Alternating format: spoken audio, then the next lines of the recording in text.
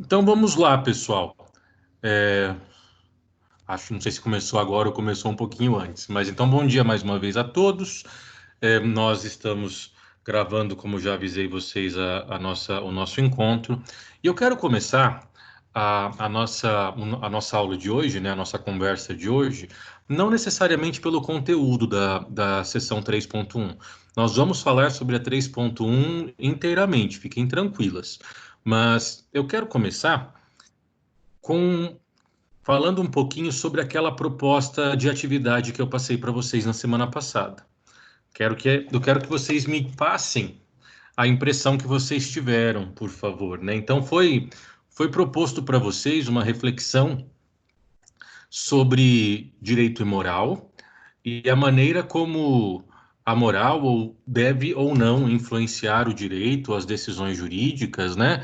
Bem como que o direito aparece muitas vezes na sociedade, regras jurídicas que são cumpridas de uma determinada forma e não necessariamente são cumpridas da mesma maneira com outras pessoas.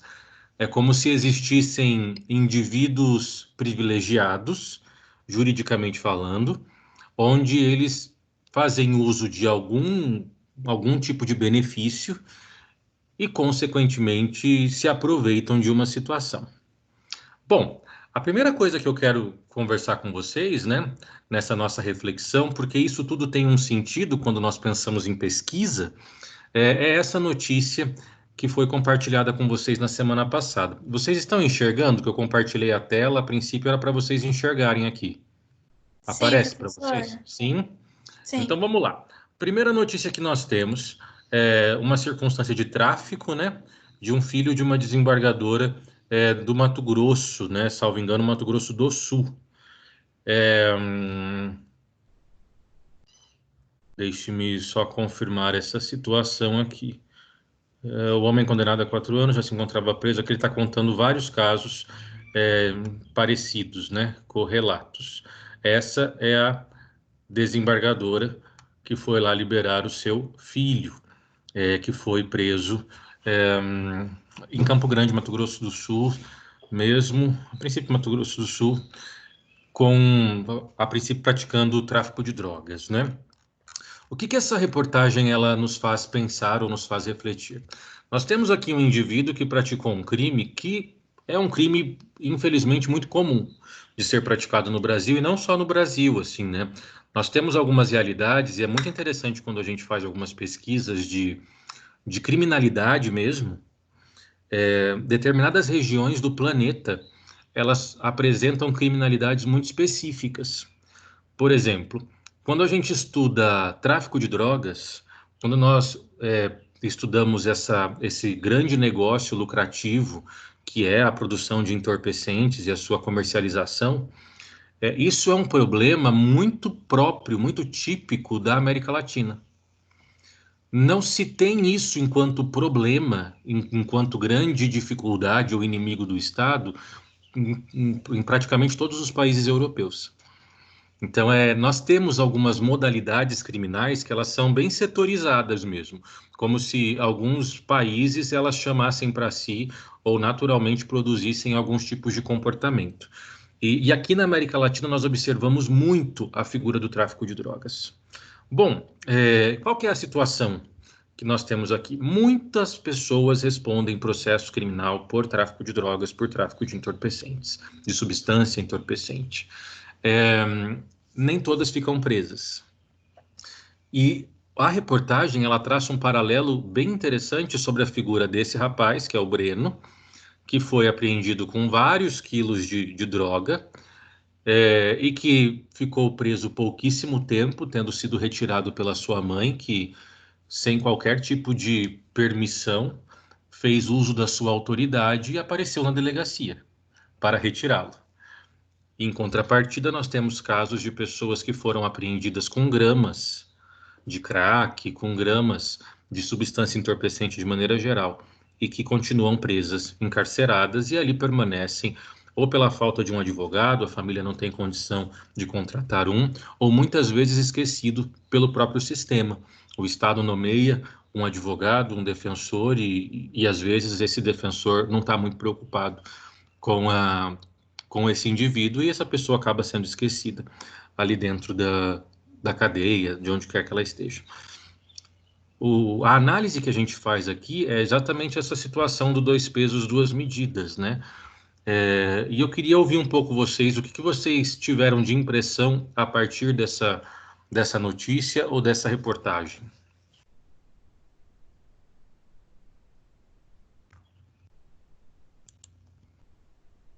Vamos, povo!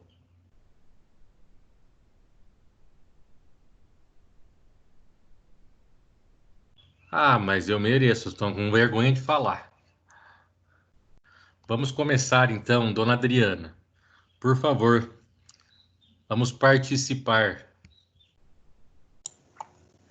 Ah, professor, eu achei que é muita injustiça com muitas pessoas que estão, tipo, presidiários que estão vivendo nas penitenciárias que nem tem lugar para eles, que eles estão morrendo de doenças, de tudo, e outras pessoas que são privilegiadas, filhinhos de mamãe, tipo, vivem na mordomia fazendo, praticando delitos por aí e não é punido, não é nada. Eu acho muita sacanagem com muita pessoa. Eu acho isso muito errado, muito errado. Nossa. E assim, você compreende que a legislação, pelo menos o que está escrito, é o mesmo Uhum. para qualquer pessoa. Então, a mesma legislação que foi aplicada para sustentar a prisão de uma pessoa que foi flagrada com 0,2 gramas de crack é a mesma regra que permitiu a liberação desse rapaz com vários quilos de droga. O que você acredita que pode produzir essa diferença de interpretação ou essa diferença de aplicação, né, da norma jurídica? Eu Se acho que você vai muito do pode falar. status da pessoa. Porque a mãe dele, que é uma desembargadora, ela chegou lá na delegacia e simplesmente tirou ele. Ela tinha Uhum. o direito de colocar em prática o que ela aprendeu do direito, da Constituição, das regras que várias pessoas têm que seguir. Não por ele ser filho dela, ele não pode ser punido e ele pode ser livre porque ele tem uma doença, que eu nem sei se tem uma doença mesmo, né? Que ela fala que ele tem, né? Sim. E aí, se for considerar eventualmente a figura de doença, isso tem que ser reconhecido judicialmente, né? E não a partir do achismo dela. Ela não é médica para atestar qualquer coisa, né? Então, são algumas complicações que nós temos. Mas, ok, eu gostaria realmente mesmo que vocês tivessem feito essa reflexão e tivessem contato com essa realidade prática. Depois que a gente comentar essas três notícias, nós vamos para o conteúdo mesmo da aula e depois eu quero comentar outras situações práticas com vocês durante a aula de hoje. Mas, muito obrigado, Adriana. Vamos para a segunda notícia. Segunda notícia que nós temos é a Professor, questão isso do. daí Oi. de doença dele é mentira, isso daí é o migué que a mãe dele deu, né? Então, Lá aí também é achismo nosso, não sabemos, né? Vai que tem. É que assim, vamos só compreender uma coisa: o fato do indivíduo ser doente, isso não significa que ele não possa cumprir pena. Aí é a importância da perícia, né? E de um médico que participe do processo para atestar que se ele é doente, que talvez até seja, mas se essa doença o incapacita de compreender o certo e o errado. Entende? entendi. Porque se ele for um doente a ponto de ser considerado incapaz de compreender as coisas ilícitas, aí se aplica o que a gente chama de medida de segurança. Agora, por mais que ele seja doente, mas se chegar à conclusão de que ele tem compreensão sobre aquilo que é certo e aquilo que é errado, isso não exime ele da pena. Então, essa justificativa, ainda que feita pela mãe, ela não deveria ter como efeito automático a sua liberação, de maneira forçada, como foi o caso. Mesmo porque ele é empresário, né? Como que ele tem uma doença que o incapacita tanto, mas ele consegue gerir um negócio, e um negócio que nem é tão pequeno assim. Então, Sim. eu até acho que ele possa até ser doente e tal, mas acho muito difícil essa doença dele ser uma doença incapacitante da compreensão daquilo que é certo e daquilo que é errado, sabe? Entendi. Realmente. Temos essa dificuldade. Bom, enfim, infelizmente essas realidades existem, infelizmente mesmo, né? Bom, a segunda notícia fala sobre uma licitação que o STF fez de R$ 1.100.000. Isso acontece em abril de 2019, né? Há um pouco mais de um ano atrás. Essa licitação ela foi suspensa por determinação da própria Justiça, mas depois houve a liberação para a compra de inúmeros produtos, como lagostas e vinhos, e aí foi o que mais saltou aos olhos das pessoas, porque se tratavam de produtos extremamente caros. Não era aquele vinho que a gente compra por 5, 8, 10 reais, né? Nós estamos falando aí de produtos que custariam facilmente, a grande parte deles, mais de 100 reais, e alguns produtos mais de R$ 1.000 também. Então, uma aquisição grande e outra, nós temos que lembrar, né? Aquisição de produtos perecíveis, lagosta. Não acredito que eles congelariam a lagosta para que ela durasse lá um ano. Então, era uma compra por um prazo relativamente curto, para um uso próximo, né? Principalmente porque são produtos que têm o seu valor agregado se consumidos frescos. Então, o valor exato da licitação, R$ 1.134.000, para que a corte fosse servida. Bom, e aí nós temos essa figura, né, de todas essas vantagens que nós observamos no poder público, então, que de um lado permite com que se gaste tanto dinheiro para a alimentação, e de outro lado nós temos pessoas sem saneamento básico, sem educação, passando fome. Nós estamos em uma época muito delicada, essa época de pandemia, né, em que muitas pessoas perderam seu emprego ou tiveram seu salário sensivelmente diminuído, e isso diretamente vai impactar na maneira como essas pessoas vivem. E aí você tem gente vivendo com muito pouco, maior parte da população vivendo com salário mínimo, e jamais vai saber, a princípio, né, o que é uma lagosta, o seu sabor e tudo mais, porque uma pessoa que ganha um salário mínimo e tem uma família para sustentar, não vai tirar ali quase 20% do seu salário para uma refeição. E aí o resto do mês faz o quê? Então acaba sendo um produto extremamente distante, né, para as pessoas, extremamente distante. E o que se faz com isso? Acaba sendo uma questão bastante delicada, né? Diante dessa notícia, nós temos uma fugitiva, que maravilha, né? Flávia, você poderia nos brindar com a participação, por gentileza? É claro. O que eu acho dessa notícia? Uhum. Então, eu concordo muito mesmo com a parte que você disse que muitas pessoas nunca nem sequer comeram lagosta, né? Então, eu acho isso muito injusto, muito desumano também, comprar 1,1 milhão de lagosta e vinho, sendo que muito mais da metade da população brasileira nunca nem sequer comeu isso, né? Eu acho que esse dinheiro poderia ser investido em alguma outra coisa, para outra coisa, e não para isso, sabe? Porque eu acho que dá para se alimentar muito bem com comidas finas também, sem gastar tudo isso. E isso é um absurdo, igual você falou mesmo, são comidas perecíveis, até mesmo a lagosta, né? Um fruto assim, não dá para durar muito tempo. Sim, e acho que tem um ponto aí que também, pegando um gancho da sua fala, que é a falta de bom senso, no sentido de que, tudo bem, a gente entende que se é um órgão tão importante como é o STF, e que acaba recebendo líderes do mundo todo, ninguém está falando que é para eles comerem arroz, feijão e ovo. Não que tenha problema em comer arroz, feijão e ovo, mas o problema é que parte-se de um extremo e vai para o outro, né? É possível se servir muito bem uma comida boa, uma comida bem feita, sem gastar tanto. Exatamente. A lógica dos carros usados pelos deputados, que eu comentei com vocês na semana passada, que na minha cabeça é absolutamente sem sentido se comprar carros de luxo para transportar os deputados e senadores do aeroporto até o Congresso Nacional. Ninguém está dizendo que eles têm que passar calor ou perrengue, não é nada disso, mas não poderia ser um carro mais barato? E ninguém está falando também que teria que ser 1.0, que eu acho que também poderia, mas pega um carro com motorzinho talvez um pouco mais forte, mas tem necessidade de ser um Fusion, como na época das aquisições foram feitas, né? É, e fala assim, porque é para proteção. Esses carros nem blindados são. Então, que proteção que isso traz? É claro que não traz, é uma questão de status mesmo, de fazer uso desse dinheiro e dessa verba pública, porque se... E aí nós Sim, temos um problema muito sério em relação a isso, muito sério mesmo, que é esse descompasso da maneira como eles experimentam a vida em relação da maneira como a população experimenta a sua própria vida, né?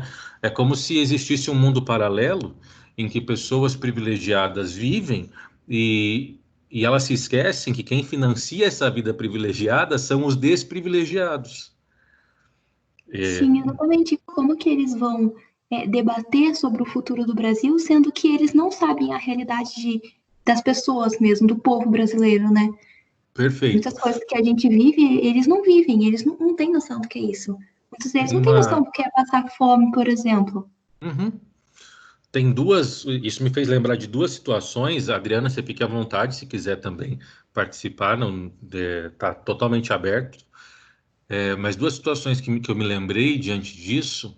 A primeira delas é uma época em que eu estudei no ensino médio em Maringá e durante um tempo eu estudei lá em um colégio muito bacana, um colégio bom, é, um colégio privado, né?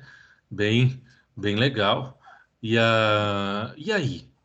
Qual foi essa situação que foi colocada? Janaína, você apareceu de novo, isso mesmo. Se quiser participar, fique à vontade. Pode liberar o microfone aí, tá bom? O- E aí, tinha uma determinada menina, não era da minha sala, mas eram várias salas de ensino médio, sabe?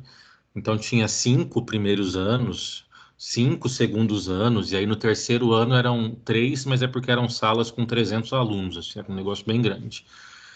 E tinha uma menina que eu me lembro porque eu ouvi essa fala porque tínhamos alguns conhecidos em comum e era uma menina que durante uma aula de história, acho que foi uma aula de história ou de geografia, não me lembro exatamente ao certo, houve uma fala dela de que ela duvidava realmente da existência da quantidade de gente pobre que se dizia ter no Brasil, porque ela nunca tinha conhecido um pobre na vida.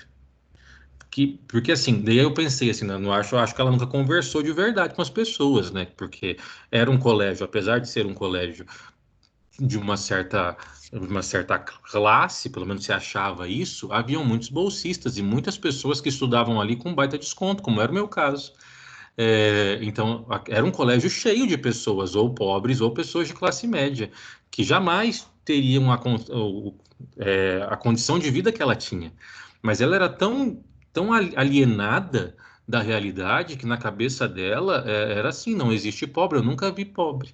Mas qual era a realidade dela? Morava num condomínio fechado, super luxuoso, saía de lá para fazer as suas atividades sempre em lugares muito elitizados.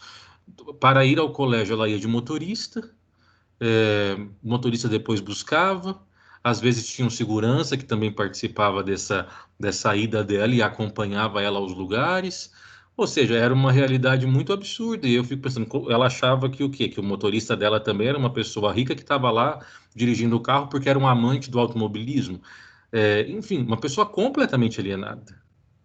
E isso é um problema que nós temos. Quando você comenta que nós temos ali pessoas que vão produzir legislação e o próprio estruturação do Estado, né, sem conhecer a realidade das pessoas. Tem uma professora, amiga, querida, que eu gosto demais, professora Vera Guilherme. Ela é carioca, mas há alguns anos mora no Rio Grande do Sul. E a Vera tem um livro que fala sobre criminologia e a ideia e que ela sustenta, né, que ela inclusive trabalhou dentro da pesquisa dela de mestrado, era essa necessidade de um pensamento criminológico para fora dos gabinetes dos juízes. Qual que é a circunstância que ela defende? Muitas vezes, um juiz que julga alguém, ele não tem noção da realidade daquele indivíduo. Então é importante que ele saia daquele conforto do seu gabinete, daquela realidade tão legal e muitas vezes luxuosa, e às vezes não tem nada de luxo um gabinete, mas já conheci os dois lados, né? e tente ter um mínimo de proximidade com o problema do outro, até para conseguir entender a circunstância do outro.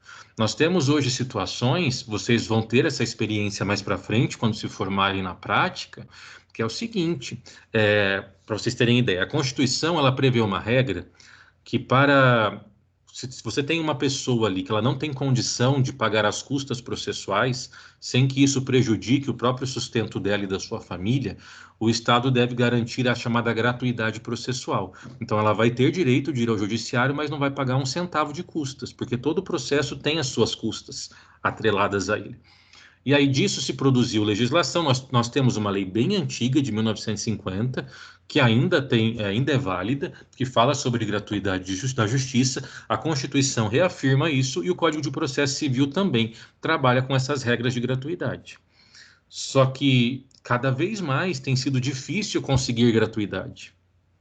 E a lei é muito clara, ela diz que, como a ideia é o princípio da boa-fé, que quando a parte simplesmente informar no processo que ela é pobre na acepção jurídica, né? O que é ser pobre na acepção jurídica?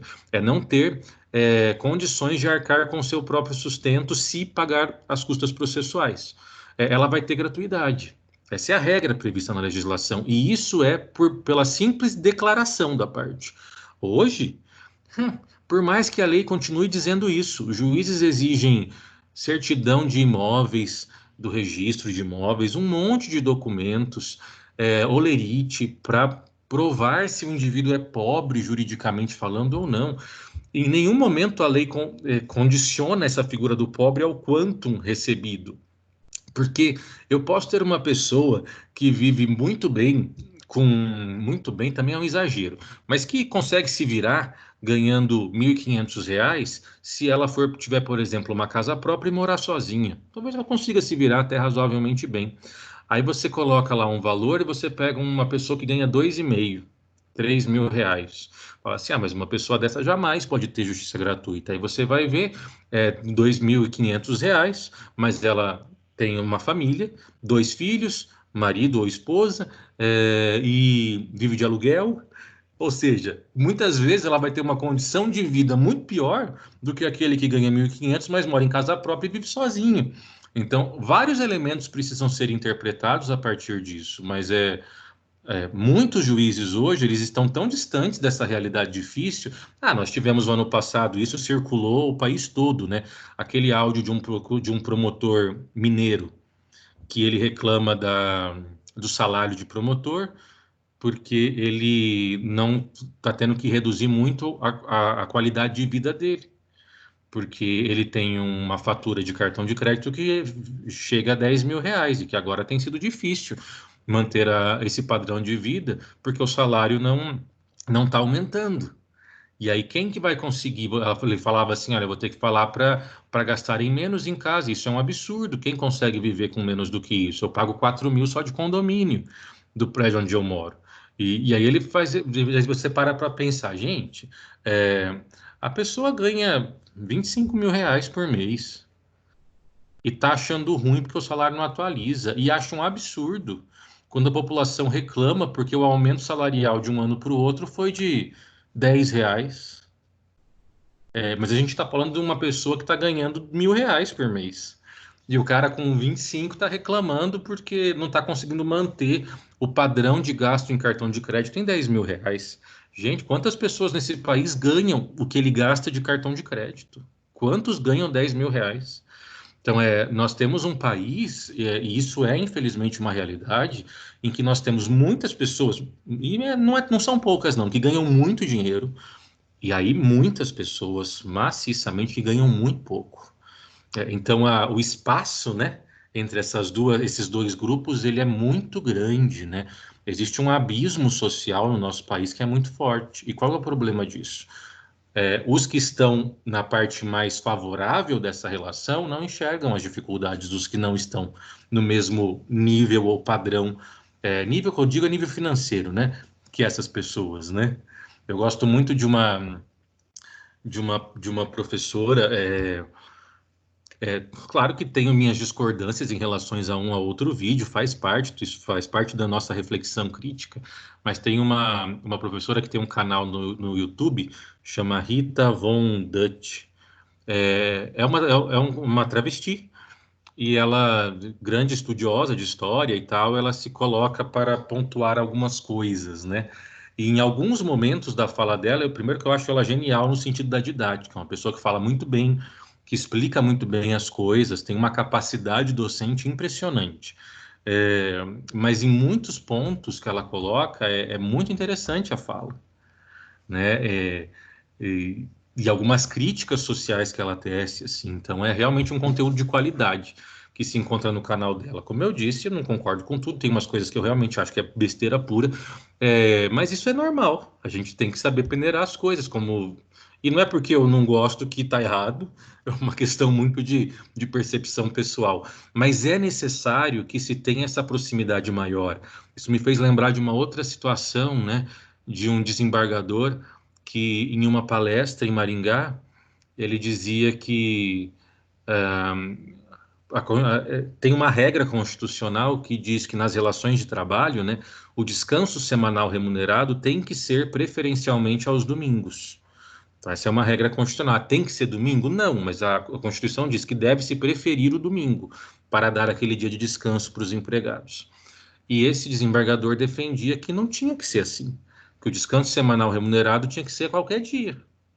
Não precisava ser domingo. E qual era a justificativa dele? Tem que ser qualquer dia porque clube abre todos os dias.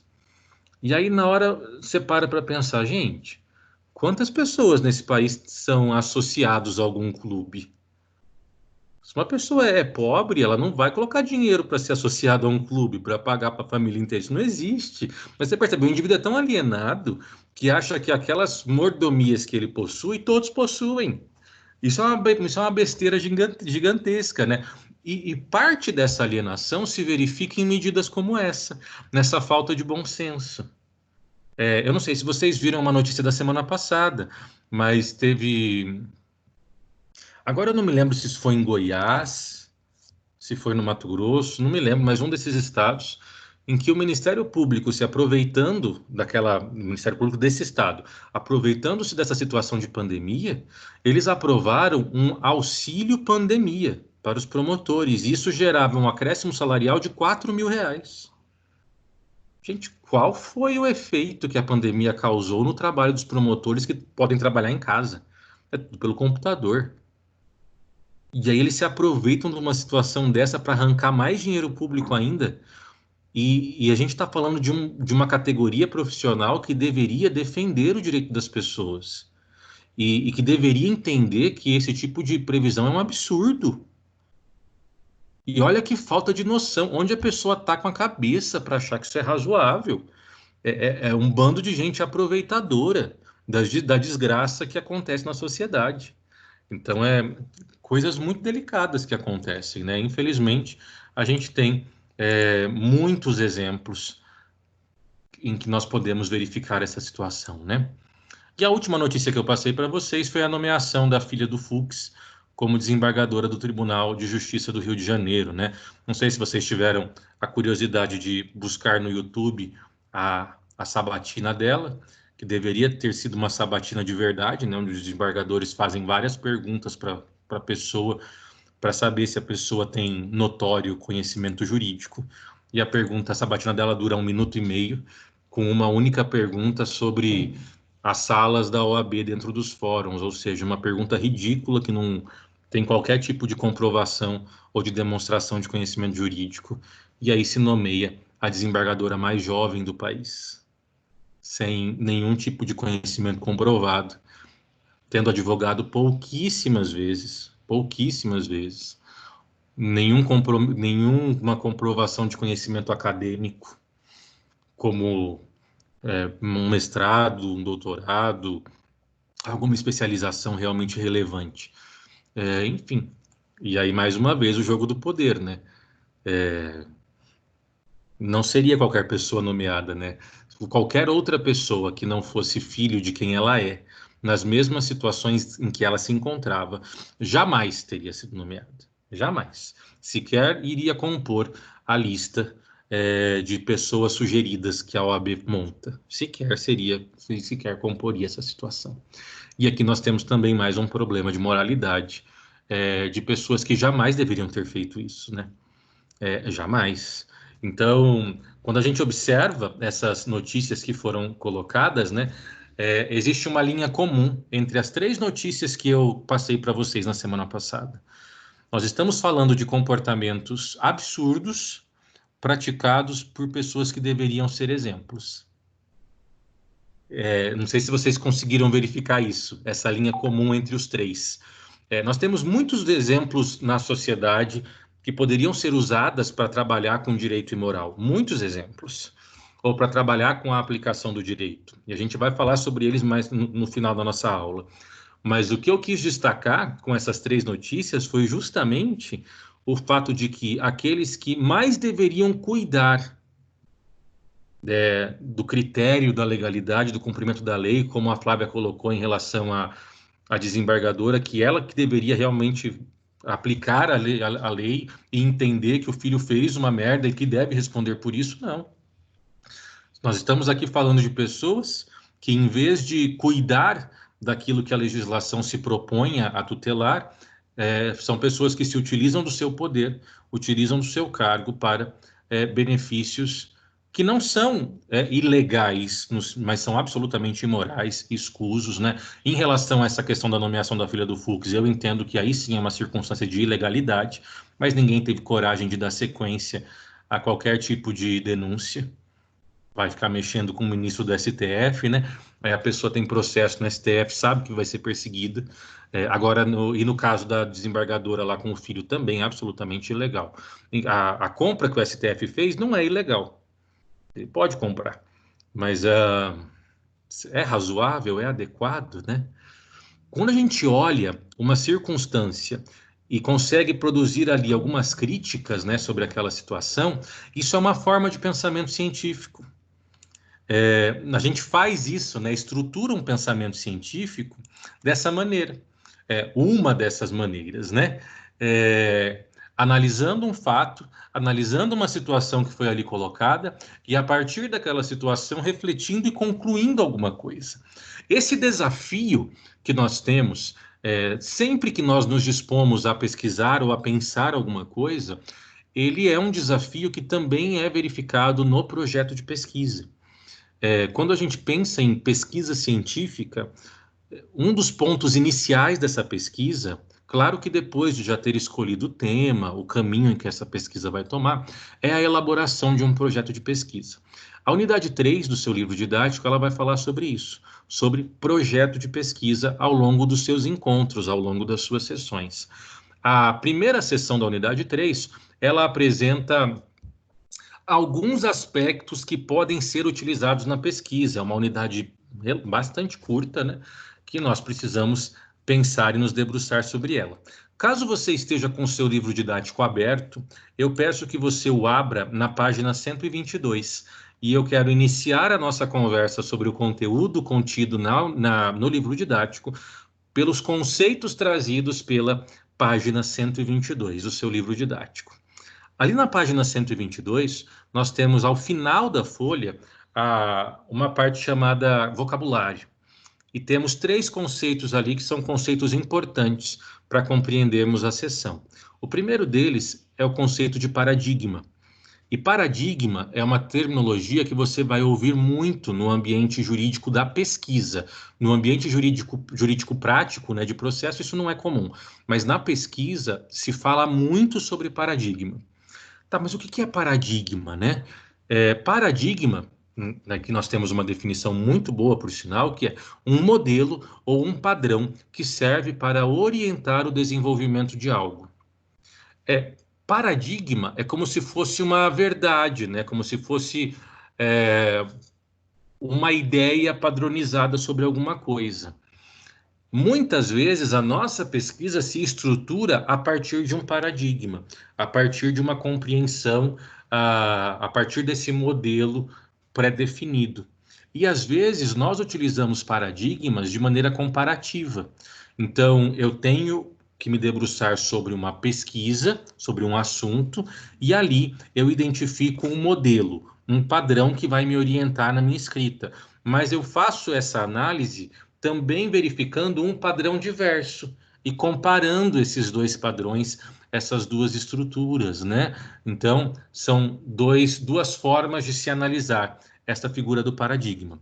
Temos também as chamadas premissas. Premissas são informações essenciais. Quando a gente pensa em premissa, são as pequenas verdades que nos são colocadas para que a gente comece a pensar, né? Então, são informações básicas que a gente usa para produzir o texto. Cada informação que nós temos, ela pode ser denominada premissas. E temos a questão do subjetivo, que é algo do próprio sujeito, que está baseado em sua interpretação pessoal. No direito, sempre que você ouvir subjetividade, direito subjetivo, nós estamos falando da consciência do indivíduo, do ato de exercer ou não o seu direito, da maneira como cada um interpreta e aplica as situações, né? Então, aqui nós temos 3 pontos que são muito importantes para compreendermos essa seção. Então, paradigma, que é um modelo ou um padrão que nós temos das coisas, né? Para orientar a pesquisa. Além do paradigma, nós temos as premissas, que são informações básicas, que vão, de alguma maneira, nos auxiliar na reflexão, na produção científica, e temos também a ideia da subjetividade ou do subjetivo, que é a maneira como cada um, o pesquisador, no caso, ele enxerga aquilo que ele está produzindo, ou ele enxerga aquele assunto ou aquela situação. Nós temos que entender, pessoal, que o projeto de pesquisa, ele é uma forma de comunicação. Porque por meio do projeto de pesquisa, nós estamos comunicando a maneira com que nós conduziremos a pesquisa. Então, eu já disponibilizei para você, né, um modelo de projeto de pesquisa.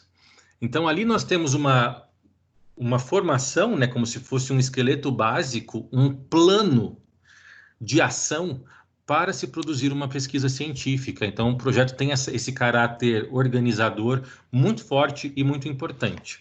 E como que eu construo um projeto de pesquisa?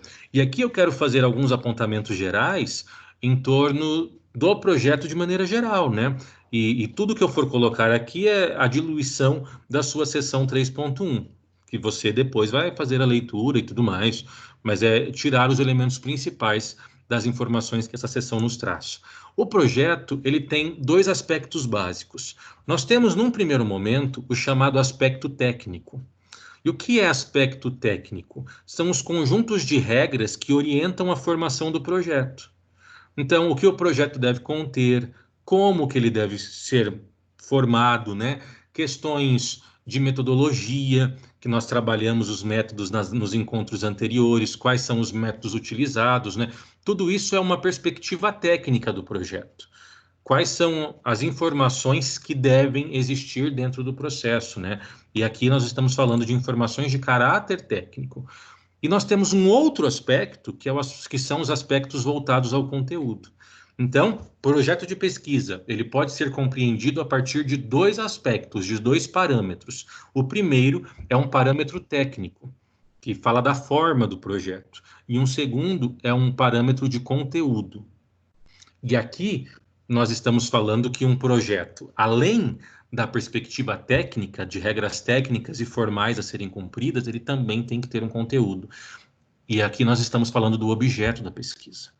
Em como esse conteúdo será abordado, como esse conteúdo será apresentado.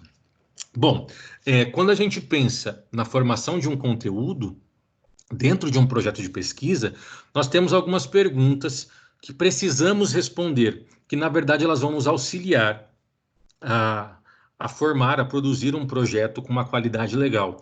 A primeira pergunta que nós temos é: o que são e quais são os paradigmas desse conteúdo, desse objeto? Então, eu vou estudar alguma coisa. Quero dedicar os meus estudos sobre, por exemplo, testamento vital. Não sei se vocês já conhecem essa figura do testamento vital, mas o testamento vital é uma área analisada pelo biodireito, ou também chamado de bioética, em que a pessoa ela faz uma disposição de vontade. Uma disposição de vontade. Então, o que ela diz? Ela deixa ali um documento, alguma manifestação, dizendo que se ela se encontrar em determinado estado de saúde, ela quer que os aparelhos sejam desligados, que seja feita ali a figura, por exemplo, da eutanásia. Isso no Brasil ainda é bastante controverso, mesmo porque a eutanásia no Brasil, não sei se você sabe o que é eutanásia, mas eutanásia é o Como Eu Era Antes de Você. Sabe o filme Como Eu Era Antes de Você, da Meia de Abelhinha? Aquela figura do rapaz que vai para uma clínica para ser morto, praticamente. A única diferença disso para um homicídio é a intenção. Na verdade, ele deseja morrer. E ele ou não consegue se suicidar, que é o caso daquele rapaz do filme, porque como ele está tetraplégico, ele não tem como se suicidar. Ou às vezes a pessoa não tem coragem de se suicidar, até mesmo por conta da dor que isso pode gerar. Então, existem clínicas em alguns países em que permitem a eutanásia, e lá ele vai acho que realizar a eutanásia na Suíça. A Suíça é um dos países que permite a eutanásia, a pessoa pode escolher morrer, e aí lá nós temos ao final do filme o seu falecimento. É o que a gente chama de morte assistida e tal. O Brasil não permite isso, não se tem isso regulamentado. Então, hoje no Brasil, se a eutanásia for realizada, isso é considerado homicídio. Mas então, como na pesquisa eu posso discutir qualquer coisa, eu não estou limitado, que bom, àquilo que o meu país reconhece como legal, eu posso pesquisar o que eu quiser. Então, eu quero fazer uma pesquisa sobre essa possibilidade do indivíduo de escolher a morte. A partir disso, tem um filme muito legal que eu recomendo, que chama Mar Adentro. É um filme do Javier Bardem, o ator principal, que é uma história real de um poeta espanhol, e ele escreve um dos seus poemas conhecidos, se chama Mar Adentro. E esse poeta, ele é auxiliado para realizar o chamado suicídio assistido, né? Ele toma uma substância que provoca a sua morte. E o filme conta a história desse poeta até o momento da sua morte e tal. O filme é sensacional, genial. E tem uma fala do poeta mesmo, não é nem do Javier Bardem, mas que é uma fala concreta, que ele dizia assim: a vida, ela é um direito, mas ela não pode ser um fardo. E aí, a partir disso, se discute tanta coisa, né? E aí eu quero pesquisar sobre testamento vital, sobre últimas disposições de vontade, sobre eutanásia, enfim, sobre essa discussão. Ok, se eu definir meu objeto, primeira pergunta: quais são os paradigmas disso? Quais são os padrões que nós temos para enfrentar diante desse tema? Primeiro paradigma que nós temos é a nossa realidade nacional. Por exemplo, a questão de que no Brasil não é possível fazer a opção pela morte. Da maneira como a eutanásia, eu posso fazer a opção pela morte pelo suicídio. Ninguém é punido por tentar suicídio e não conseguir. Mas a figura da eutanásia não é se matar, é ter um auxílio nisso. O caso da Menina de Ouro também, um outro filme que trabalha a figura da eutanásia. No Brasil não se permite eutanásia, pelo menos não até hoje, né? No direito tudo pode mudar, sim. Esse é o nosso primeiro paradigma, a proibição que nós temos. Só que nós temos outros paradigmas, que são paradigmas permissivos, outros padrões de determinadas sociedades, países que entendem que a pessoa ela pode escolher a morte. Outros padrões. Eu tenho mais paradigmas para enfrentar? Tenho.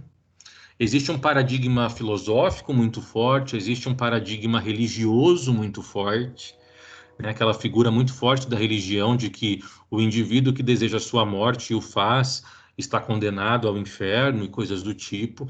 Então, eu tenho uma influência também de um padrão religioso. Tudo isso pode ser abordado na minha pesquisa. Aí as premissas entram onde? As premissas são as informações. Então, o que eu tenho que pensar aqui? Eu vou buscar informações sobre essas estruturas. Os lugares em que são proibidos, é proibido por quê? Quais são os argumentos? E aí eu trago as premissas. Nos lugares em que isso é permitido por quê? Quais são os argumentos? Se eu quero trabalhar, porque eu não preciso tratar de todos os paradigmas. Eu, como o dono da pesquisa, eu vou escolhendo aquilo que eu quero trabalhar, aquilo que eu quero enfrentar.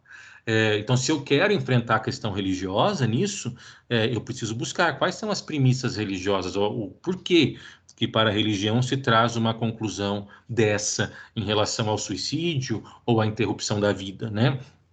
Seja pela própria pessoa ou não. Enfim, e aí nós vamos buscar essas informações, esses elementos, né, que vão formar o convencimento de qualquer pessoa. E isso é muito rico. Nós conseguirmos enxergar essas estruturas, porque isso facilita a nossa pesquisa. E talvez, quando a gente fala sobre tudo isso, né, você pode pensar, nossa, mas é tanta coisa e é tão difícil, não é muito mais fácil sentar e escrever? Jovem, engano. Se você para um pouquinho, perde um tempo para fazer essa organização mental e colocar isso no papel, porque é bom a gente enxergar as coisas, a gente precisa ler, isso facilita para a gente a compreensão. Isso vai nos facilitar a escrita depois, porque tudo vai estar muito mais organizado na nossa cabeça. Então, é uma coisa importante também, essa análise dos paradigmas, diante de qualquer tema que eu escolher escrever ou me dedicar. Então, uma outra discussão que se tem e que vem ganhando uma certa força, né? Diz respeito sobre a figura da identidade de gênero. Então, identidade de gênero, se você falasse isso há 10 anos atrás, é coisa de gente louca. Hoje, se tem um olhar, de maneira geral, claro que ainda existe muita resistência, mas hoje é um olhar diferente do olhar que se tinha 10 anos atrás. Isso é inegável. Nós tivemos há pouquíssimo tempo uma mulher trans jogando na seleção feminina de vôlei. Um monte de gente criticou, desceu o pau? Sim, mas há 10 anos atrás jamais seria possível uma mulher trans jogar na seleção de vôlei feminina. Então é inegável que existe um olhar diferente. Mas isso quer dizer então que eu não posso mais questionar? É claro que não. Quero fazer uma análise jurídica sobre a inclusão de pessoas transexuais. É possível. E aí eu vou pensar nos padrões. Eu tenho paradigmas que são proibitivos, que entendem isso, que isso é uma desordem psicológica. Não sei se vocês já viram algumas situações em que o indivíduo... Isso de fato existe, isso é doença. Pessoas que, por exemplo, têm lá o seu braço e ela olha para o braço e ela não acha que o braço é dela. Isso é louco, mas isso existe mesmo. E tem vários relatos e vídeos no YouTube, mais uma vez, tem muita informação nesse sentido. Então a pessoa olha para um membro e ela não enxerga que aquele membro é dela. E ela procura um médico porque ela quer amputar. E é óbvio que o médico não vai amputar um membro saudável. E em muitos casos a pessoa pega um facão e amputa. E ela se sente muito melhor sem aquele membro, porque na cabeça dela, aquele membro nunca foi dela, tá ali atrapalhando. Ia falar estorvando, que péssimo, gente do interior. A pessoa do interior tem essas coisas que ficam enraizadas na gente. Então, isso é um problema psiquiátrico, a pessoa precisa de tratamento, ela tem uma falsa impressão visual daquilo que ela é. Também se tem essa ideia em relação à anorexia. Então, nós temos uma pessoa que, por mais que ela seja extremamente raquítica, ela não se enxerga dessa forma. Então, nós temos também um erro de percepção visual e sensorial acerca de si. E um indivíduo com anorexia tem que ser tratado. E aí você vai ter uma galera, em alguns países, que vão falar assim, se uma pessoa nasce homem e ela se olha no espelho e se enxerga mulher, isso também é um erro de percepção. Isso também é um problema psiquiátrico e isso tem que ser tratado. A gente não abraça a anorexia, a gente não abraça esses problemas de pessoas que não identificam determinados membros. Então, por que a gente tem que abraçar essa visualização equivocada que o indivíduo tem sobre si? Isso é um dos argumentos. E acho um argumento interessante, inclusive. Acho que tem um sentido. Acho que a gente não precisa concordar ou discordar de nada, mas a gente precisa reconhecer argumentos que têm alguns sentidos. E do outro lado, você tem assim, o indivíduo tem que ser livre para fazer o que ele quiser com a sua própria vida. Ele não está forçando ninguém a fazer nada. Então, por que ele não pode ser livre para se ver dessa maneira?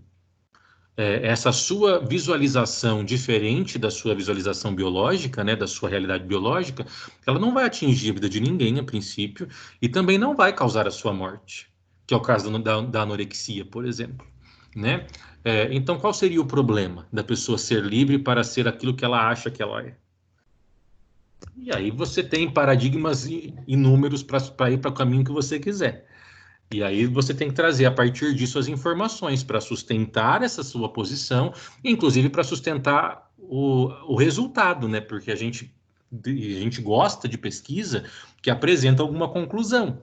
Então, por mais que você trabalhe com argumentos contrários, é interessante que ao final você tenha uma conclusão, ainda que sua. E aí é importante que você traga durante a sua pesquisa vários elementos para sustentar esse seu posicionamento, para que a sua conclusão seja algo lógico, algo embasado e não um mero achismo, né? Vai ter um caso prático e real que a gente vai trabalhar ao final da aula, que aí eu trabalhei esse caso também com uma outra turma, e aí um aluno também aqui pelo Teams, né, se manifestou em determinado sentido, né? Daí eu vou fazer a mesma ponderação que ele fez com vocês, para a gente entender. Eu posso pensar dessa maneira, que eu vou explicar depois? Posso, mas isso tem que ser embasado cientificamente, eu preciso demonstrar isso juridicamente, não é um mero achismo. Esse é o desafio da ciência, sairmos das nossas convicções puras e sem tanta reflexão. Eu tenho que embasar tudo. Segunda pergunta que eu faço. Então, a primeira, quais são os paradigmas, né, que esse assunto me traz, esse assunto me apresenta? Segunda pergunta, o questionamento que a gente pode fazer é qual a influência da abordagem teórica? Ah, mas como assim, qual a influência da abordagem teórica, galera? O cientista, que é aquele que produz ciência, né? Quando a gente produz ciência, nós somos cientistas. Ele conduz a sua pesquisa e a sua escrita de acordo com a abordagem teórica que ele quiser. E aqui a gente percebe algumas adesões ideológicas. Então, muitas vezes, o mesmo fato, ele é contado de maneiras diferentes. Mas, gente, não é o mesmo fato? É. Mas por que ele é contado de maneiras diferentes? Por uma questão de abordagem teórica. É uma situação que a gente escuta muito, né? Quando você tem um processo e que duas pessoas estão brigando, e uma fala que a gente tem muito nos bastidores é o seguinte: existem 3 versões. Todo caso envolve 3 versões, que é a versão de uma parte, a versão da outra parte e a versão verdadeira, que normalmente não corresponde na integralidade à versão de nenhum. Porque quando a pessoa conta a sua versão, ela vai omitir aquilo que pode prejudicar. Nem sempre a pessoa mente, mas às vezes ela vai esconder um ou outro detalhe que poderia lhe ser desfavorável, e a outra parte também vai fazer isso. Todo mundo quer ter razão. E aí, qual é a verdade? A verdade muitas vezes fica gravada no coração delas e na mente das pessoas envolvidas, porque para os outros que estão ouvindo, sabe-se lá Deus qual foi a verdade. Ninguém sabe. E talvez ninguém vai saber. Essas visões ideológicas, né, elas vão macular claramente as abordagens teóricas. Então, não estamos discutindo política, nada disso, mas isso é fato. Se eu tenho um determinado acontecimento e eu vou escrever a respeito, e a minha visão de mundo, ela é uma visão mais atrelada a um pensamento de direita, eu tenho uma maneira de falar sobre aquele assunto. Agora, se é uma visão mais atrelada a um pensamento de esquerda, eu tenho também uma outra forma de apresentar aquela situação. Porque a gente quer sempre puxar a sardinha para aquilo que a gente, de alguma maneira, se sente inserido, defende ou participa, né? Então, nós precisamos também entender e verificar qual é a influência da nossa abordagem teórica. Inclusive, qual influência eu quero dar. Porque eu posso querer escrever um texto um pouco mais isento. Aliás, nós vivemos em um momento em que é muito difícil, né? As pessoas falam assim, os isentões. E qual que é o problema de ser isento? Por que a gente tem que dar opinião sobre tudo?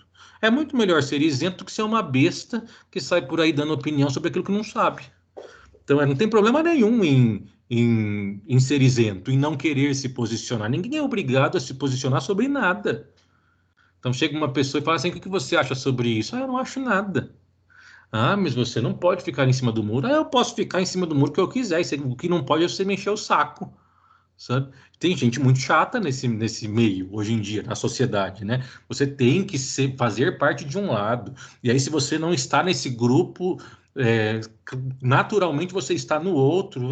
Eu tenho um porre de grupinho, não tenho paciência com isso. Estava falando com um amigo esses dias, né, só exemplificando, falando sobre bicicleta, andar de bicicleta e tal, e esse amigo comentou comigo, falou assim, olha, eu comecei a andar de bicicleta muito antes de virar modinha, mas não suporta essas coisas de modinha de hoje em dia, de não sair em grupo, e muito menos usando aquelas roupinhas ridículas que os caras ficam usando, né? Aqueles shorts que a pessoa deve estar satisfazendo uma vontade interna de usar aquele tipo de roupa. E aí, eu falei para ele exatamente isso. Falei, bem isso, fulano. É, eu gosto também dessa proposta, mas eu não tenho paciência para grupinho, não. Esse negócio de, vamos juntos, aquele monte de gente. Eu preciso, não sou uma pessoa com tanta paciência para essas coisas. E aí, por quê? Porque se eu for andar de bicicleta, eu tenho que andar em grupo e tenho que compor o visual que todo mundo usa. Eu tenho nada. Se eu quiser andar de bicicleta, eu simplesmente monto na bicicleta e saio andar. E não preciso agradar ninguém. Existe uma chatice que nós verificamos hoje em dia, né? Enfim. E a terceira pergunta que nós temos: qual a abordagem é mais adequada? Então, e aí entra a boa-fé do pesquisador, que muitas vezes não existe. Eu já cansei de ler pesquisas e obras em que é muito nítida a falta de boa-fé do pesquisador. A condução dele para que você, de fato, pense exatamente da maneira como ele pensa ou como ele apresenta. Isso também acontece em relação a alguns professores e tal. É legal eu enxergar qual é a influência da minha abordagem. Ou quando eu analiso uma pesquisa e eu já analiso ela a partir da visão que a sociedade tem, qual é a abordagem que a sociedade está utilizando? E aí eu faço uma compreensão do tipo, qual seria a abordagem mais correta? Qual seria a abordagem mais coerente diante disso? Exemplo claro que nós podemos verificar diante da pandemia. Tem se produzido muitos estudos científicos em torno dessa pandemia, né? Mandei mensagem agora, foi aniversário de um amigo meu semana passada e eu acabei esquecendo. E dias depois mandei mensagem para ele pedindo mil desculpas, porque eu realmente estou numa loucura de gravação de aulas e tal, e passou. E aí, conversando com ele depois, até comentei, era um amigo muito próximo e faz muito tempo que a gente não se encontra, não se vê. E eu comentei, falei para ele assim, alguns meses atrás, eu estava na cidade que a gente morava, encontrei sua mãe numa padaria. E a gente se abraçou e tal, era uma época em que podia abraçar ainda. E ela me disse assim, vamos lá em casa, vamos tomar um café, conversar. E eu cresci muito na casa deles e isso era uma coisa comum, corriqueira. E eu não pude ir, porque eu tinha um horário marcado aqui em Arapongas e precisava voltar para Arapongas rapidamente. Eu falei, olha, você me desculpe, eu realmente preciso voltar para Arapongas. Mas eu volto fazer uma visita. Voltei? Claro que não. Não voltei. Depois acabou não dando tempo, já entrou a pandemia. Mas eu voltei triste para Arapongas. Eu falei, gente, a gente é consumido. Parece que existe uma coisa chamada vida adulta, que ela vem sobre você como um avalanche e ela te consome. E eu fiquei pensando, falei, nossa, qual é a abordagem que eu estou dando para minha existência, sabe? Se eu não posso parar para curtir coisas que são boas. Talvez esse momento de pandemia seja um momento para as pessoas ressignificarem muitas coisas, né? Valorizarem coisas que foram deixadas de lado. Uma coisa que eu comentei aqui em casa foi aniversário da minha avó agora em abril. Eu nunca fiquei tanto tempo sem ver minha avó. Nunca falo com ela por telefone toda semana, mas sem vê-la, nunca. Nunca, capaz, todo tanto tempo assim, mesmo quando eu estava longe, ligava, às vezes vídeo, mandava, gravava vídeo e tal. É, a gente sente falta, né, daquilo que a gente perde. Na verdade, não sei se vocês sabem, mas esse é o conceito etimológico de necessidade. A palavra necessidade, ela é formada a partir de duas palavrinhas de origem latina, que é nec e mais esse ou excessidade, que significa não ter ou não existir. Ou seja, nós temos necessidade daquilo que a gente não tem, no todo ou em parte, momentaneamente ou nunca tivemos. Então, acho que essa fase, principalmente quando a quarentena estava mais pesada, né, no início e tal, a gente descobriu necessidades que talvez nós não enxergávamos até então, né? Eu espero, e até comentei isso com meu amigo, eu espero que eu realmente aprenda, assim que isso terminar, a fazer algumas opções melhores de contato humano mesmo. Estava comentando com alguns professores que eu tenho sentido falta dessa coisa do abraço, do contato, eu gosto disso. Mas, enfim, são parâmetros, né? Agora, voltando para essa questão da abordagem teórica. Vamos pensar assim, eu quero pesquisar qual deve ser a postura do governo diante de uma pandemia, diante dessa situação. Qual deve ser a postura oficial do governo? Bom, eu tenho pelo menos 2 abordagens teóricas mínimas. A primeira abordagem teórica é: as pessoas ficam doentes mesmo, ficar doente faz parte da vida. Posso fazer uso da fala da secretária de Cultura, Regina Duarte, de que ao pensar em vida, automaticamente se pensa em morte. Então, quem está vivo, para morrer, basta estar vivo. Nessa lógica, então, toca o pau no trabalho, porque o país não pode parar. Essa é uma abordagem. Ou eu posso parar para pensar, não há caos financeiro que justifique o sacrifício das pessoas. As pessoas morrem, morrem, mas isso não me autoriza a intensificar as mortes. Isso não é um alvará de matança populacional. Então, as pessoas precisam se reservar e ponto. E aí eu tenho uma outra abordagem, tá? Elas se reservam, ponto, e não trabalham. E vão comer o quê? Vão conviver de ar? De luz do sol? O Estado vai pagar? Conheço várias pessoas que de fato precisam e tiveram um benefício negado. E conheço várias pessoas que não precisam do benefício e que foram corruptas e sem vergonhas o suficiente para solicitar e que tiveram um benefício concedido. E aí entra também aquela discussão, né? Critica-se tanto um comportamento como o do STF ao fazer uma licitação de 1.100.000, ou do Fux, ou da desembargadora, mas e as condutas das pessoas? Quantas pessoas você e eu conhecemos que não precisavam desses R$ 600 e que acabaram recebendo, porque tem uma renda informal, porque mentiram? Conheço pessoas que mentiram e colocaram que vivem sozinhas e não vivem sozinhas, vivem com os pais. Sei de fazendeiros, donos de fazenda com os seus filhos, em que todos os filhos estão recebendo, porque os filhos trabalham na fazenda para o pai e vivem da fazenda, mas como nada é regular, estão recebendo. E pessoas que precisam e que tiveram um benefício negado. Enfim, são formas da gente pensar, abordagens, isso é muito importante. Quando a gente pensa em abordagem, pessoal, e tudo isso está na seção 1.3, claro que não com esses exemplos e tal, mas o conteúdo está lá. Nós temos 3 tipos de abordagem que o livro didático traz e que nós precisamos pensar ou entender um pouquinho como que elas funcionam. A primeira abordagem nós chamamos de positivismo lógico. Primeira abordagem, positivismo lógico. A segunda abordagem nós chamamos de estruturalismo. Segunda abordagem, estruturalismo. E a terceira abordagem nós chamamos de materialismo dialético. Então, de novo, 3 abordagens básicas que nós podemos verificar e usar na produção do nosso projeto, né? E também da nossa pesquisa, do trabalho efetivamente falando. Primeira abordagem, positivismo lógico. Segunda abordagem, estruturalismo. E terceira abordagem, materialismo dialético. E aí, para que a gente entenda, né, uma breve fala sobre cada uma dessas abordagens.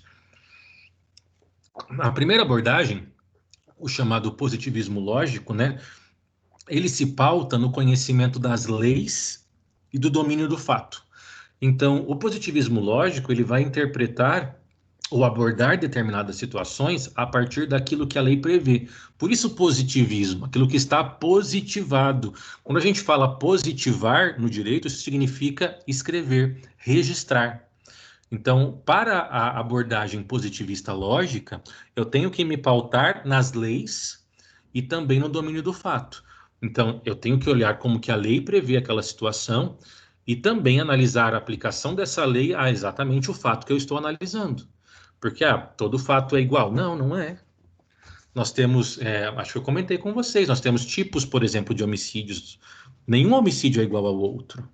Eu tenho as circunstâncias da prática do homicídio que vão resultar em uma pena maior ou em uma pena menor.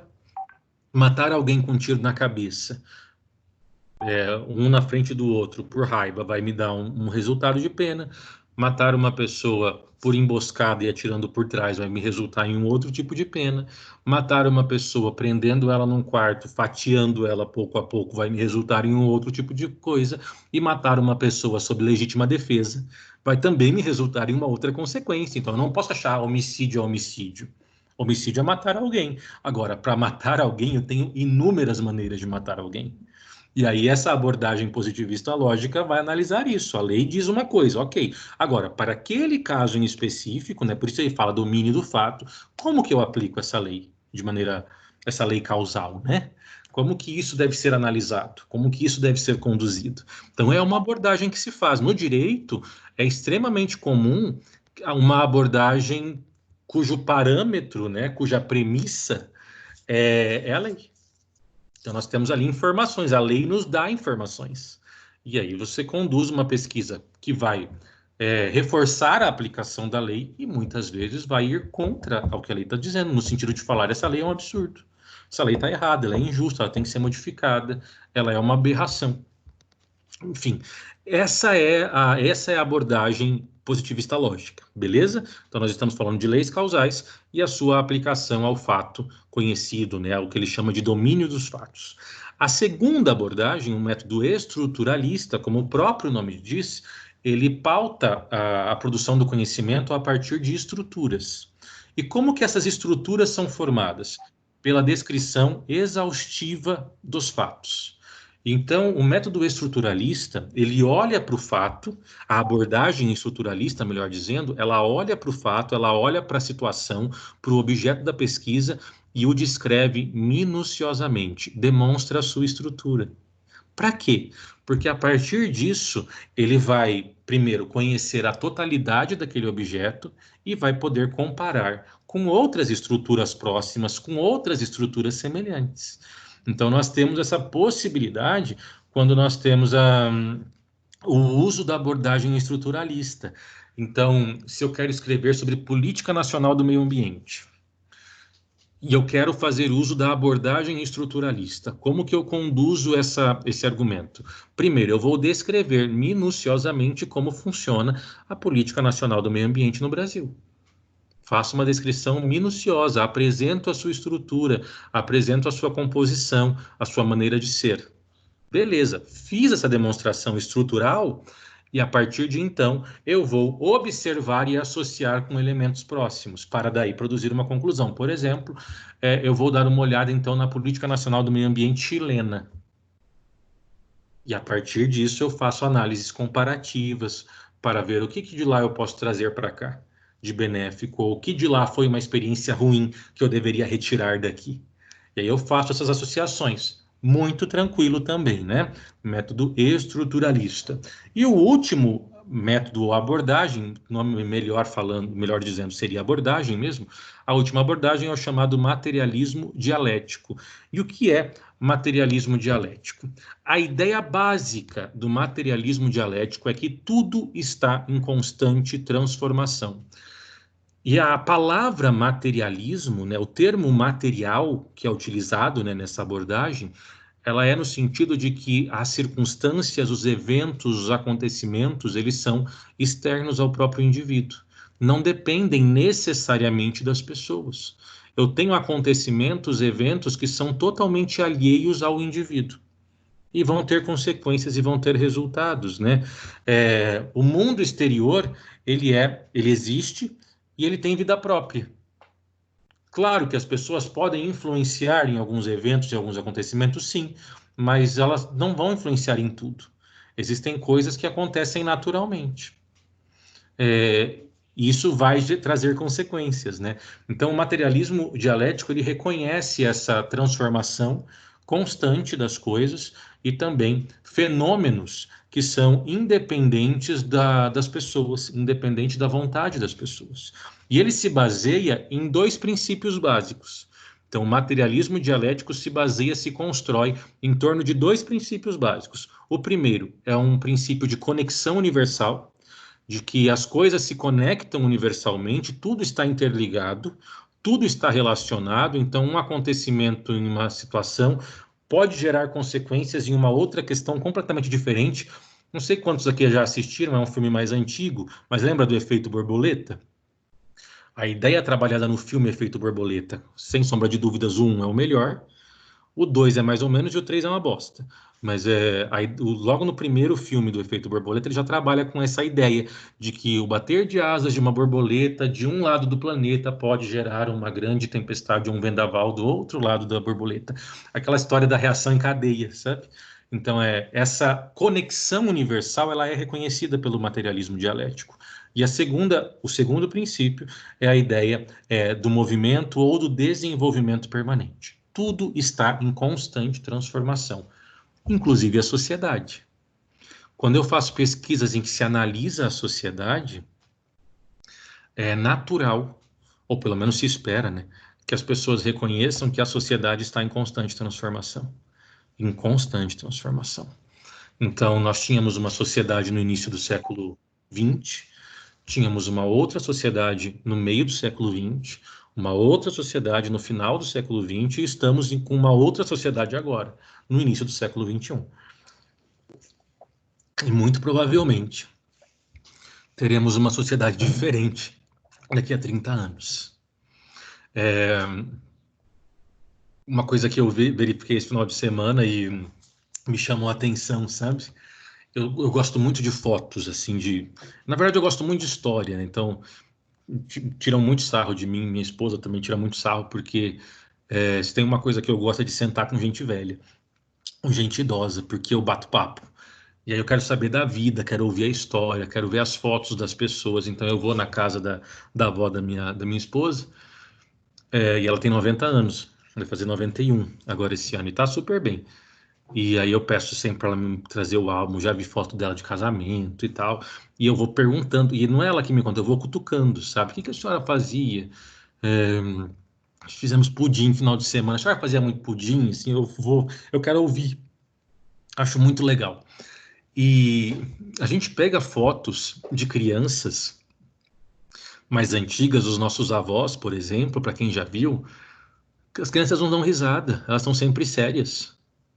Até mesmo as pessoas nessas fotos antigas, elas não costumam dar risada, elas não estão todas sérias. Isso hoje é absolutamente natural quando se vê uma câmera, hoje nem câmera se usa tanto, mas o celular, as pessoas já abrem um sorriso. A não ser aquelas fotos de Instagram que a pessoa fica fazendo bico, mas normalmente se tem essa figura do sorriso. É natural o sorriso atrelado a uma foto. E com a criança a mesma coisa. E aí eu vi esse final de semana da filha de uma pessoa que eu conheço, em que ela colocou um hobby, né? Tipo um hobby desses hobby de seda feminino, numa menina que tem 3 anos. E a menina fez uma posição em que ela colocava uma mão na cintura e uma perna para frente do hobby para sair tipo na fenda do hobby e ficar a perna para fora. Aí eu olhei e falei, gente, é uma criança de 3 anos fazendo uma pose sexy. Isso para mim ainda é muito estranho, sabe? Mas é diferente os valores. Jamais você teria uma criança fazendo isso na década de 80. Jamais. E na década de 80 as crianças já sorriam para as fotos. Mas quando que uma mãe ia fazer isso com uma criança? Porque foi a mãe que postou essa foto, né? Por isso que eu tô falando que foi a mãe que tirou e tal. Quando que você vê essas coisas? Então, a gente tem caminhado aí a passos largos para uma forma diferente de ver as coisas. Em alguns pontos positivos, em alguns pontos negativos, e isso é muito subjetivo. Lembra do conceito? Isso é dentro da maneira como cada pessoa produz ali algum tipo de convicção, né? Então, E quando que isso começou? Não sei, mas a impressão que eu tenho, talvez aqueles que têm a idade próxima da minha, tenham uma impressão parecida, mas talvez isso começou na época forte do axé. Não sei se eu estou certo ou não, e não estou criticando o ritmo, não é isso. Mas nós tivemos um boom gigantesco na década de 90 do axé, em que essa coisa de dancinha da garrafa, do bumbum e pau que nasce torto nunca se endireita e coisa do tipo, em que mulheres dançavam com trajes diminutos e muitas crianças imitavam esse comportamento. Eu não me lembro de algum movimento musical ou cultural anterior a isso em que crianças se vestiam de uma maneira dessa maneira tão erotizada, com essa coisa da sensualidade que era do adulto, claro, mas que a criança imitava. Não me lembro disso antes dessa situação, mesmo porque se você pega a década de 70 e 80, o Brasil vinha em um ritmo musical muito diferente, né?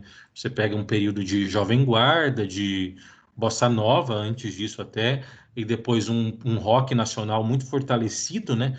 Década de 80, o rock nacional teve uma voz muito grande e que perdurou até meados da década de 90. E aí foi substituído pelo axé. E no rock não se tinha tão claramente essa coisa, né? De utilizar mulheres e tal, por mais que nós tínhamos músicas que falavam de uma ou outra coisa, mas isso então, não era tão visual, provavelmente, né? Não sei, posso estar completamente equivocado, mas é uma maneira que me vem em mente, assim, para demonstrar o início dessa abertura para a maneira como as crianças se comportam, né? De maneira geral na sociedade. Com essa coisa erotizada, crianças com 2, 3 anos já se maquiando e realmente gostando do ato de se maquiar, e o que talvez há um tempo atrás uma criança jamais saberia o que seria uma maquiagem com essa idade. Eu me lembro quando eu tinha 4 anos, eu bebi um gloss da minha mãe, porque era um gloss com cheiro de tutti-frutti, e eu achei aquele negócio tão cheiroso que eu abri e bebi o gloss. E minha mãe ficou doida, mas a noção de criança, jamais ia imaginar naquela época que aquilo era para passar na boca e tal, e criança não tem essa noção. Mas hoje as crianças têm, sabem o que é maquiagem, sabe, já tem até maquiagem para criança, né? Então, aquelas coisas muito de boutique, né? Roupinhas muito glamourosas para criança e tal. Hoje se colocam uns laços na cabeça da meninada que é maior que a cabeça da criança. Então, assim, é muito diferente, né? Essas perspectivas que vão acontecendo no decorrer do mundo e da própria sociedade. Enfim, é muito importante, durante a pesquisa, nós analisarmos a evolução da sociedade enquanto sociedade. E a evolução, muitas vezes, daquele objeto de pesquisa.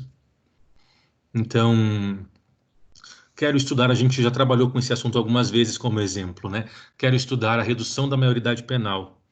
A maioridade penal no Brasil já foi 14 anos.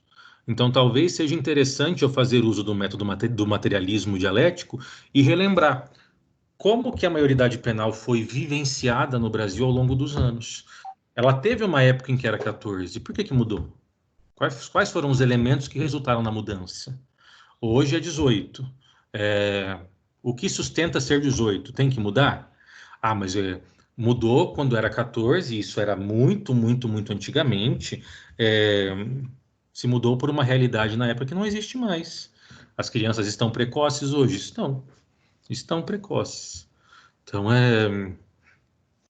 coisas para a gente refletir a respeito disso. Então, quando nós pensamos nessa primeira parte do projeto, que é o que é apresentado, né, pela seção 3.1 do seu livro didático, são esses elementos.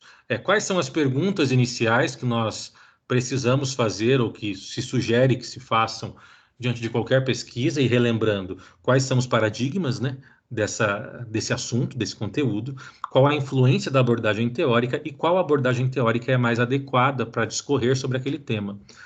Além disso, nós temos 3 abordagens que podem ser verificadas: o positivismo lógico, o estruturalismo e o materialismo dialético. Lembrando que o materialismo dialético ele é apresentado a partir de 2 princípios: o do desenvolvimento permanente e o outro da conexão universal. E isso é a síntese de tudo aquilo que a gente verifica, né? Sobre essa primeira parte, esse primeiro conteúdo. Como eu comentei com vocês, a gente vai conversar sobre alguns temas, né, sobre alguns assuntos, e o primeiro deles eu já vou projetar aqui para vocês, para a gente fechar a nossa conversa de hoje. Deixa eu compartilhar aqui com vocês. Então, nós temos aqui a primeira notícia. Coisas reais, isso aconteceu em janeiro do corrente ano. Uma travesti, em um dia que não tinha o que fazer, e eu não estou falando no sentido de vagabunda, não é isso, estou falando num dia que estava à toa, como todo mundo fica. A gente tem que tomar cuidado com todas as palavras que a gente fala hoje em dia. Ela quis ir ao shopping à tarde. E chegando ao shopping, em um determinado momento, ela quer ir ao banheiro e faz a opção pelo banheiro feminino. Quando ela está no banheiro feminino, dentro da portinha lá, vem um segurança e bate na porta e pede para ela se retirar do banheiro, porque uma cliente do shopping, uma outra mulher, que daí não foi identificada, se sentiu incomodada e foi reclamar. E aí ele disse que estaria ali cumprindo ordens. E ela foi retirada do shopping e a partir disso ela faz um grande escândalo. Então ela sai, ela é impedida de entrar no banheiro, e ela grava um vídeo aos berros, sobe na mesa da área de alimentação, da praça de alimentação, e ali fala que o shopping não aceita travesti, enfim, se cria toda uma situação por conta desse impedimento. Aqui nós temos dois problemas, e eu quero que vocês pensem, né? A ideia não é dar solução, né? Mas é só trazer aqui exemplos de casos concretos para que a gente abra a cabeça e reflita sobre isso, né?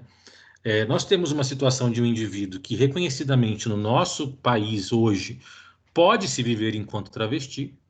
A transexualidade no Brasil já foi aceita juridicamente, possibilidade inclusive de mudança de nome. E aí, essa pessoa que se enxerga, que se vê como mulher, foi usar o banheiro feminino, e aí deu essa merda toda. E toda a discussão sobre foi um absurdo a maneira como o shopping se comportou, determinar que ela seja retirada. E aí nós temos que pensar, bom, eu quero escrever sobre isso, pesquisar sobre isso. Nós temos abordagens diferentes aqui em que nós podemos fazer. A primeira abordagem que a gente pode fazer é analisar a partir dela, da vivência da travesti, enquanto pessoa que teve o seu direito prejudicado, negado e ofendido. A segunda perspectiva é a perspectiva do shopping, que eu também posso fazer. O fato de haver um erro, isso não autoriza a construção de um outro erro. Então, uma ofensa proferida por alguém não me autoriza a realizar ofensas contra essa pessoa. Claro que a gente tem a figura das ofensas recíprocas, isso é fato, mas isso não exclui responsabilidade. Isso pode amenizar, mas excluir não necessariamente. Então, o fato dela ter sido expulsa não autorizaria ela a subir numa mesa de praça de alimentação e começar a xingar o shopping e falar mal dos eventuais proprietários e tudo mais, que talvez nem saibam do que está acontecendo. Qual abordagem eu quero tomar? Quero conduzir as duas? Ou eu quero, de fato, seguir uma abordagem que é mais favorável a uma ou outra parte? E aí eu preciso trazer argumentos.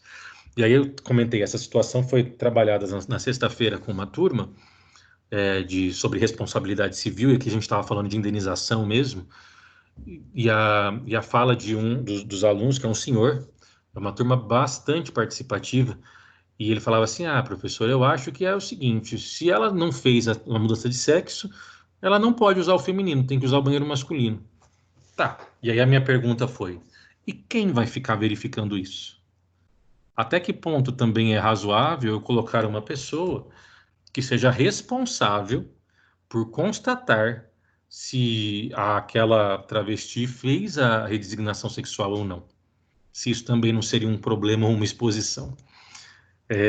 Nós temos uma sociedade em que está acostumada com essa figura de banheiro masculino e banheiro feminino. Isso já tem mudado em alguns países, né? Nós temos na Argentina, por exemplo, na Universidade de Buenos Aires, na UBA, que é a maior universidade do país e a mais antiga, o banheiro na UBA ele é unissex. E aí já não tem esse problema, né? Vai quem quer naquele banheiro e tal, como são os banheiros das casas das pessoas, né? Não tem banheiro masculino e feminino na casa das pessoas. E aí, para muita gente, isso é um choque, né? Porque nós estamos acostumados com esse padrão.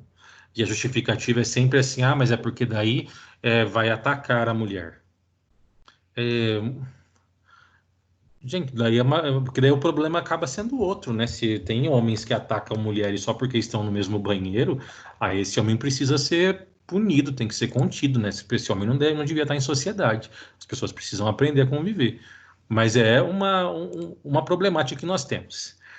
Um ponto, isso de fato aconteceu, isso gerou um processo. E gerou um processo em uma circunstância muito, muito tensa, muito curiosa, né? Enfim, essa é a primeira situação. Quero que você reflita, pense sobre isso e como que o direito deve se posicionar diante dessa situação, né? Diante desses acontecimentos. Segunda situação, Isso aconteceu recentemente, dia 23 de abril. Nós estamos falando do Amazonas, estado em que se encontra em calamidade por conta do coronavírus. E a situação foi a seguinte: foi montado um hospital, quase como esses hospitais de campanha que são feitos de última hora, e esse hospital tinha um objetivo: só tratar e receber pessoas com Covid-19. Aconteceu que uma mulher passou mal e a sua família colocou ela no carro e levou para o hospital, e esse hospital era o mais próximo. E esse hospital negou atendimento a essa mulher, porque aquele hospital seria um hospital só para atender casos de Covid. E aquela mulher estava com falta de ar, mas não tinha diagnóstico de Covid. E negou. A ideia era que eles fossem em outro lugar, mas eles estavam desesperados e queriam que ela fosse atendida ali. Essa mulher morre na porta do hospital. E o hospital agora diz que a mulher já chegou morta. E a família diz que não, que ela morreu lá por conta da demora no atendimento e, na verdade, por conta da inexistência de atendimento. Gente, é claro, e aqui entra a questão do bom senso, né, dos argumentos. O hospital, se ele tem uma destinação específica, é claro que a gente tem que respeitar. Só que a gente tem que respeitar se uma pessoa chega lá bem. Então, é um hospital de Covid. Aí eu tô com febre e tosse. Aí eu chego lá porque eu quero ser atendido, achando que aquilo é um UPA da vida. Eles podem me recusar, porque eu tô de boa. Eu posso ir para um outro hospital e falar que a gente não atende, até perigoso o senhor estar aqui. Agora, se chega uma mulher inconsciente, morrendo, não é razoável negar atendimento, porque, bem ou mal, existem médicos e enfermeiros ali dentro, que são as pessoas mais capacitadas para fazer alguma coisa diante daquela emergência. Em casos de emergência, essa destinação específica dos hospitais não se aplicam, né? E note que falta de empatia e de bom senso que nós percebemos diante de uma situação dessa. E a mulher falece e ok, fica por isso mesmo. Ainda não tivemos um processo, né? Mas acredito que seja natural que este processo ele aconteça por parte da família contra o hospital, e se o hospital sendo público contra o próprio estado do Amazonas. Outras circunstâncias em que a gente também verifica e que poderiam ser um objeto de pesquisa, e isso nos mostraria alguma abordagem.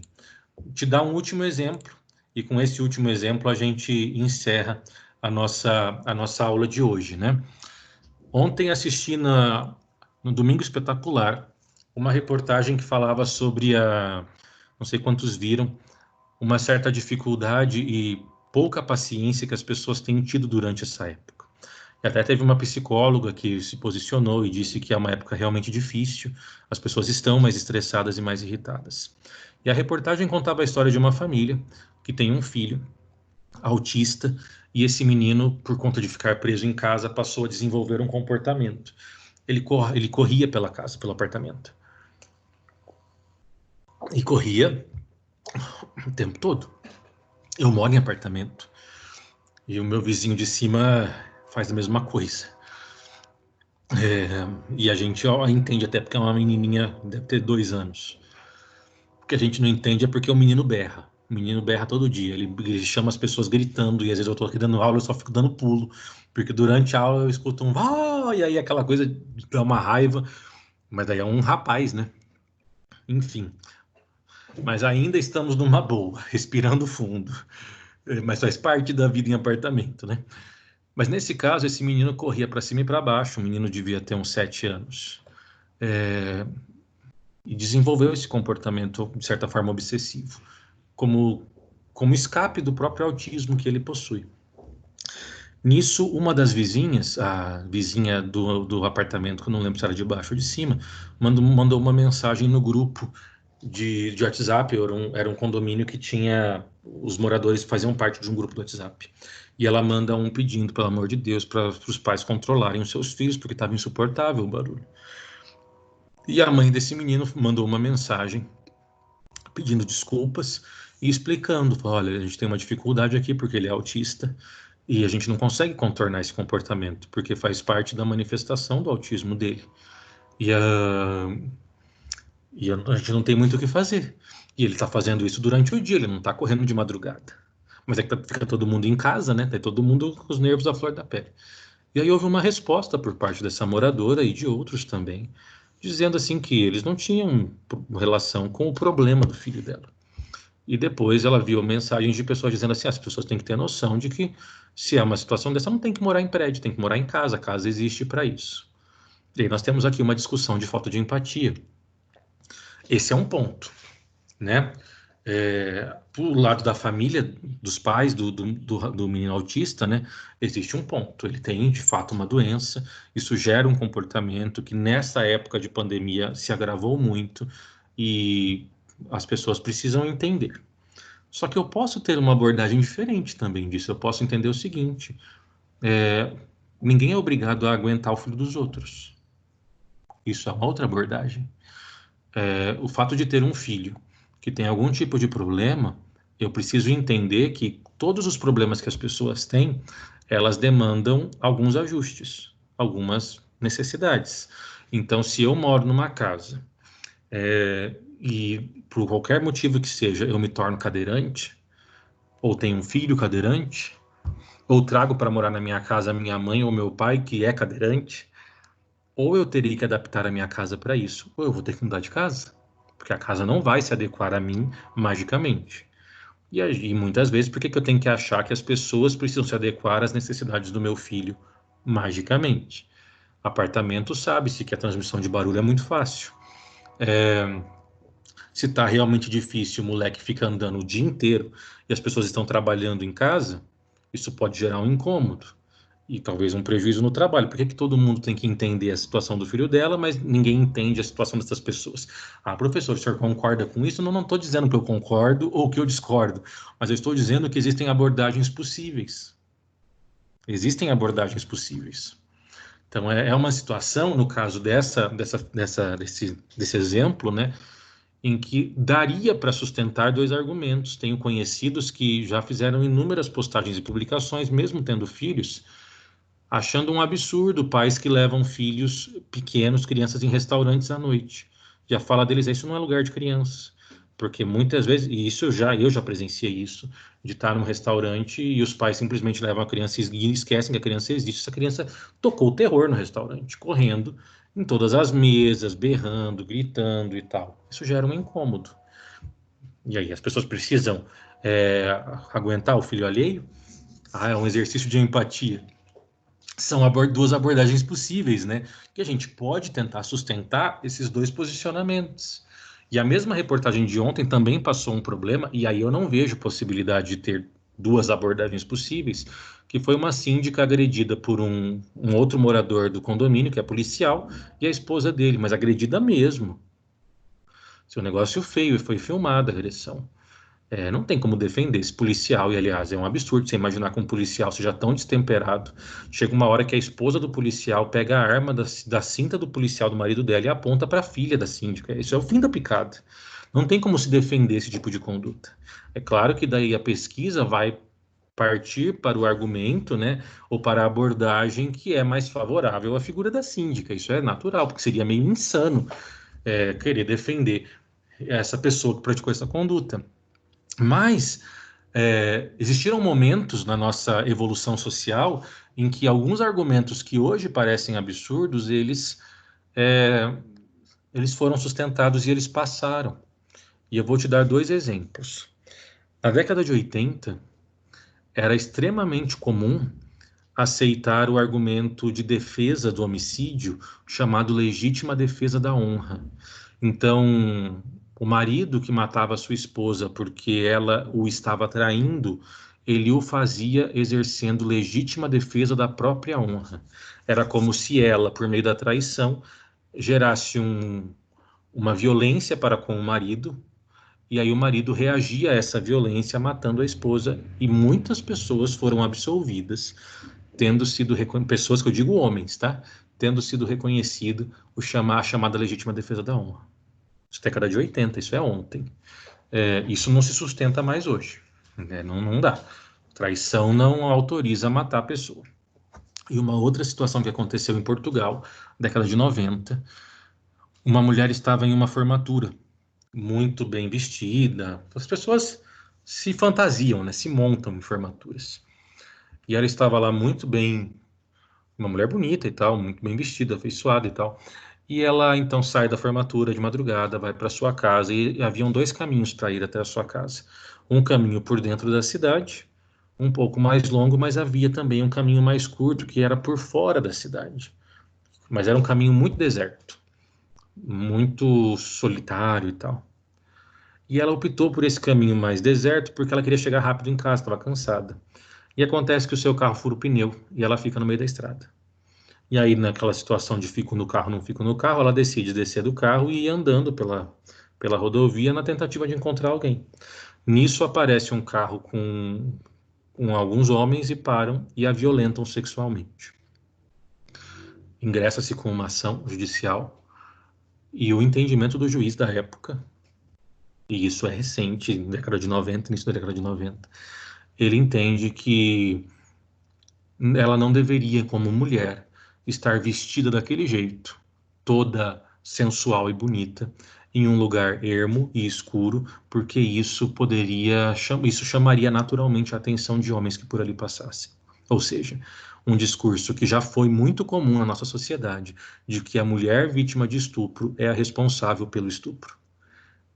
Em um total uma total distorção das coisas, porque no estupro a culpa nunca é da vítima, a culpa é sempre do agressor, sempre. E ainda mais num caso desse, em que ela de fato estava arrumada, porque ela estava numa formatura, e aconteceu uma fatalidade, que foi a questão do seu veículo. Então isso é muito sério, e a gente observa esse tipo de argumento. Hoje também é um argumento que não se sustentaria mais, fruto dessa evolução social. Mas nem sempre foi assim. São as formas como a gente consegue observar sempre o nosso objeto de estudo. Beleza, pessoal? Nós ficamos por aqui hoje. Vimos então a seção 1.3, trabalhamos com vários exemplos. E aí, espero que vocês tenham entendido, que vocês tenham aproveitado, gostado, que vocês tenham uma boa semana. Vamos nos falando. Semana que vem a gente volta para a seção 3.2. Tá bom? Qualquer dúvida eu estou à disposição, entrem em contato, tenham todos um bom dia, uma boa semana, fiquem com Deus, se cuidem, até mais, gente. Ô, professor, Tchau, tchau. Oi. rapidinho, quando